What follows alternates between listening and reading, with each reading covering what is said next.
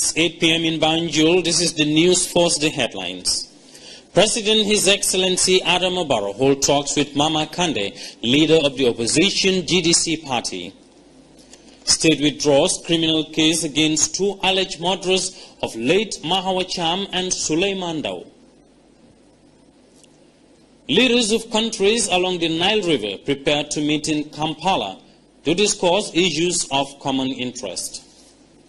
And the refugees in Kenya showcase their unique cultures as they celebrate World Refugee Day.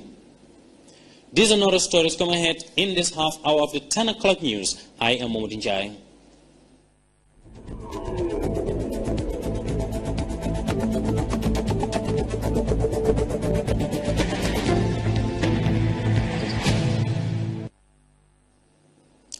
The leader of the opposition, Gambia Democratic Congress, Mama Kande, this morning held a closed-door meeting with President Adama Barrow at his office in Fujara. After an hour-long discussion, Mr. Kande said it was normal to meet the president and discuss matters of national importance. Mohamed Jallo looks at the significance of the meeting. You're right. Thank you.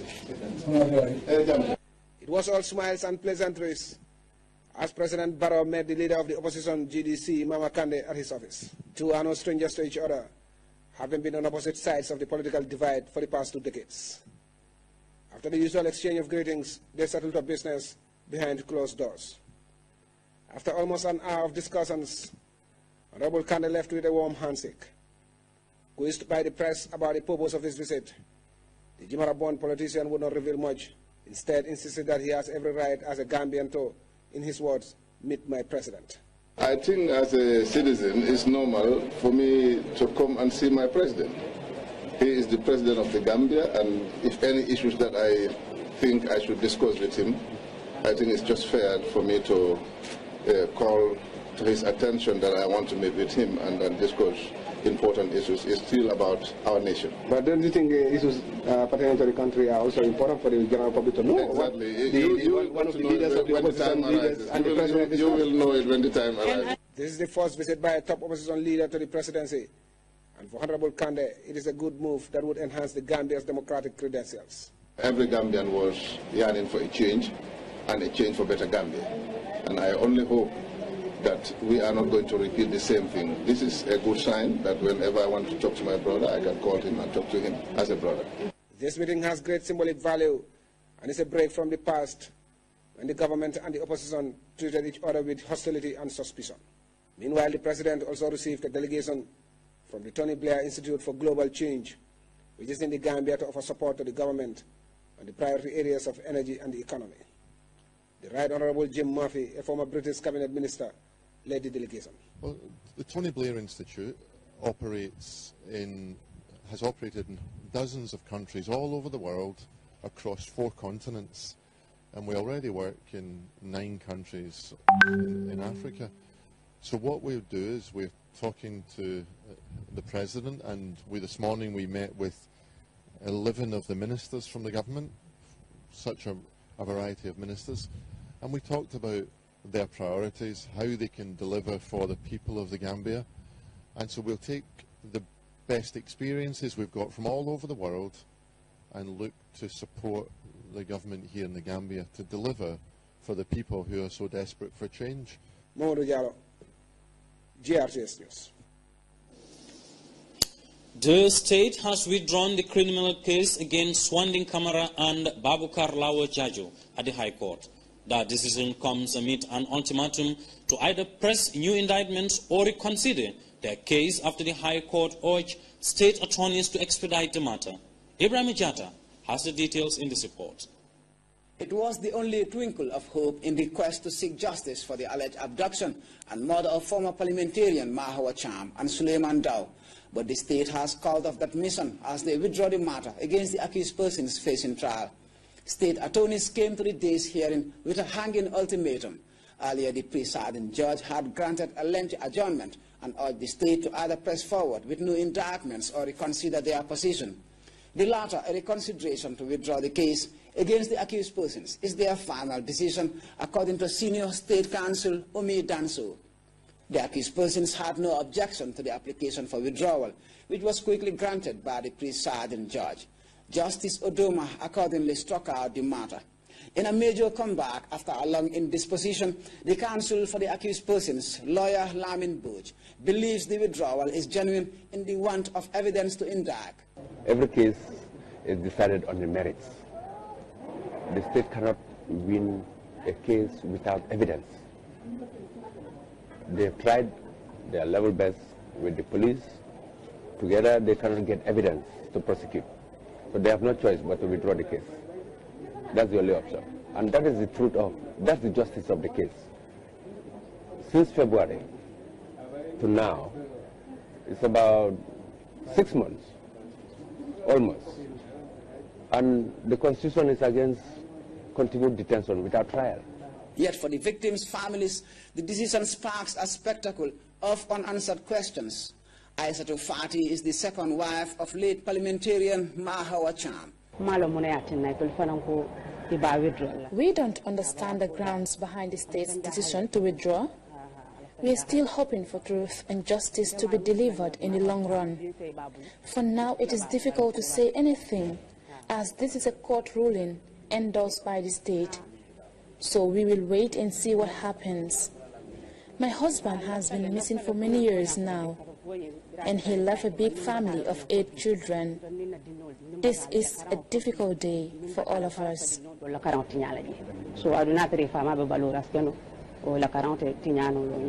The question now is whether a judicial comeback is possible if no evidence emerges. They are at liberty to do so, if they have the evidence. And I have already advised my clients that even after withdrawing this case, they can still come back if they get the evidence they require. And so, after nearly 6 months in custody and a continuously stalling trial, Swanding Kamara and Babukar Lawo Jaju are free men. But justice and the circumstances surrounding the alleged abduction, kidnap, and murder of Mahawa Cham and Suleiman Dow remain vague and yet unsolved. Ibrahim Ajata, GRTS.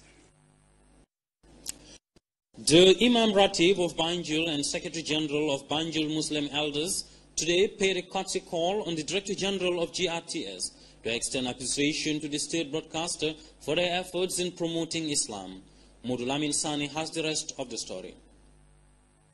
The visit provided the platform for Muslim elders to convey thanks and appreciation to GRTS for their support in the promotion of Islam.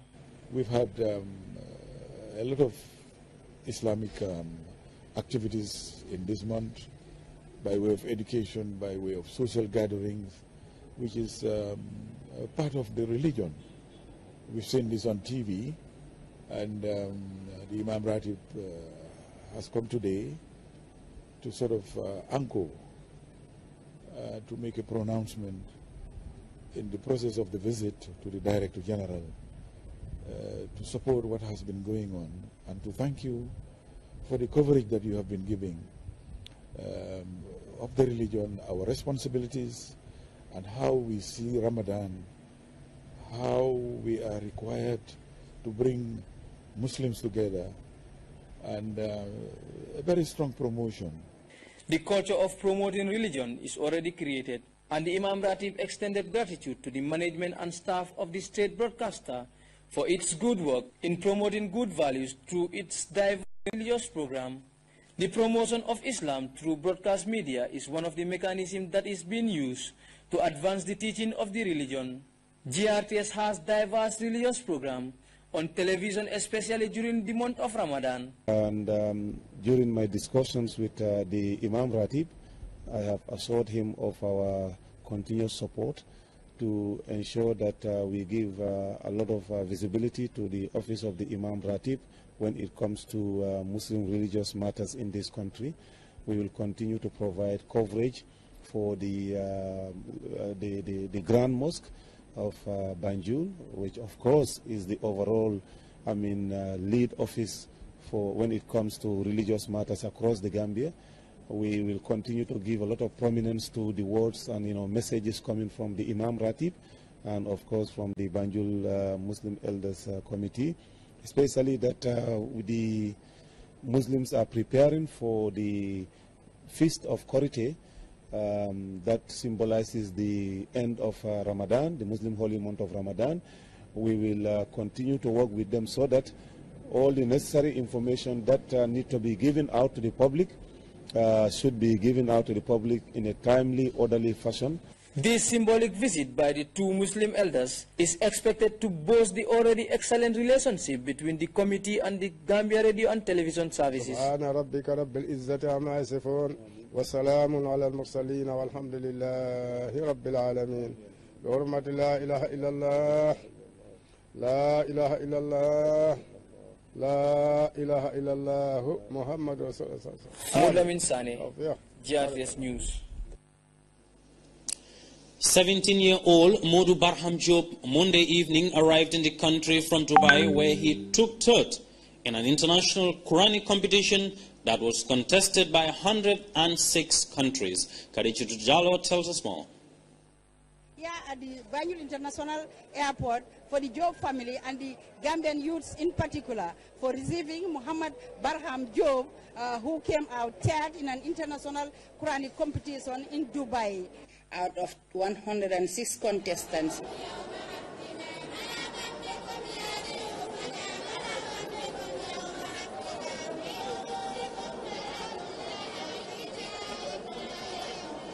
Modu Barham Job has a good track record, emerging victorious in both local and international Quranic competitions he participated in over the years. Last year he came out second in Mauritania. I thank God, my parents and all Gambians for this success. 106 countries contested and I came out third with a package of $24,000. His father, Imam Barham Job, was not surprised by the performance of Modu, as he recounted the young man's continuous dedication to learning the Holy Book at heart. Since he has memorized the Quran, he has never stopped reading it. For one to be successful, learning is a continuous process. Modu's relatives and friends congratulated him on his glorious victory, which they attributed to his commitment, sense of discipline, and respect for elders. Religion and Islamic studies is part of us. As Muslims, we are always proud to be part of this kind of achievements. Muhammad, who is right in front of me here, is a pride for the whole nation. And we as family, we are proud of him. So we say, Alhamdulillah Rabbil Alameen. Direct aid officials were also at the airport as testament to their stance on promoting the memorization and understanding of the Holy Quran among the youth. This annual event, according to them, is coordinated by Direct Aid the Gambia in collaboration with its parent body. We are very happy to be associated with him. We are very happy, and then we are here to welcome you as a hero, not as a family member of the Job, but we are here as a whole family of the Gambia. Everybody is here today to welcome you on behalf of the entire Gambian populace, because you've made the entire Gambian people happy. We want you to keep the momentum high, and we want to implore on all the youths to emulate this gentleman. This man has made everybody proud. From the airport, Modu Barham Job was escorted to his family residence, where friends and loved ones were eager to receive him. I am very happy. May Allah continue to bless my son so that he can also play the role of a mentor for other children, says his mother. Young but gifted, Modu led Maghrib prayers followed by an iftar, the fast breaking meal. It is the perfect reception for someone who only wrote his West African Senior Secondary Certificate examination last year. He is now looking forward to secure admission at the University of the Gambia. Khadija Tujalo, GRTS News. Well, congratulations to Modu Barham Job on that achievement. The Monetary Policy Committee of the Central Bank of the Gambia has been closely monitoring developments in the domestic and international economy and considered it to normalize the policy interest rate. A media release from the Central Bank of the Gambia says this is meant to ensure that the policy rate is consistent with the inflation objective of the bank and also sends the right signal to the market. The committee held an interim meeting on Tuesday, June 20th, 2017, and decided to set the policy rate at 15%.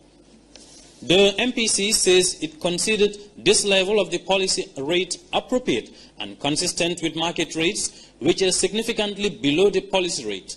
Moreover, inflation, which was 8.7% in both March and April 2017, declined to 8.4% in May 2017. The near-term outlook for inflation is broadly favorable, as monetary and fiscal policies would remain prudent and well-coordinated.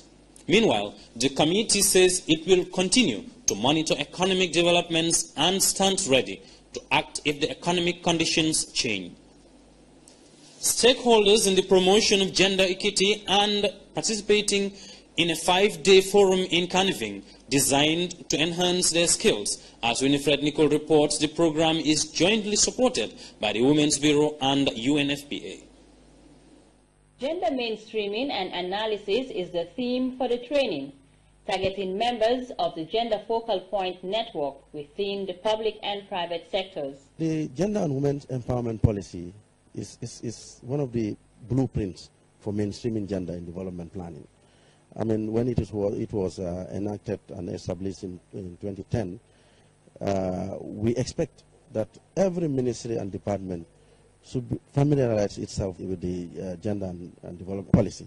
But unfortunately, there are still institutions that are not implementing the gender policy. They thought that this is a gender policy that should be implemented by the Women's Bureau.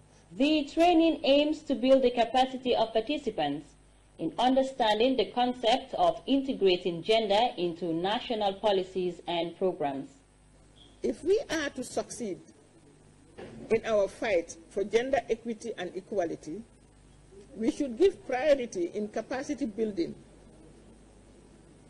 By so doing, we would not only bring about the requisite behavioral and attitudinal changes for sustaining the fight against gender disparities and inequalities, but would also empower women and men to make informed choices and decisions concerning their lives and society in general. In the coming days, participants are expected to go through an intensive training, which will cover many modules such as leadership and governance and gender-responsive budgeting. My Ministry of Health and Social Welfare have been mainstreaming gender in all its work, especially in health for women.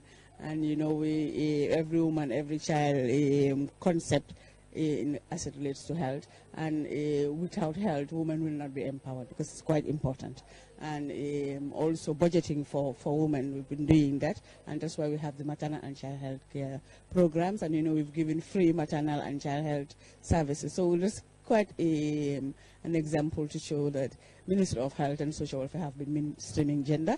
The Department of Social Welfare, which is also part of the ministry, have been handling the issues of domestic violence and gender-based violence, and also advocating and communicating with the public and discussing these issues. And with the necessary information, so that I will use that to guide me in helping, especially at the level of National Assembly, the mainstream of gender in the legislation. So I'll be sharing with my colleagues, National Assembly colleagues, and also in contributing in debates to ensure that gender is factored all the time. It is hoped that at the end of the training, participants would gain a thorough understanding of the dynamics of gender equality. Reporting for GRTS News, I am Winifred Nicole. We will be back with sports news right after this.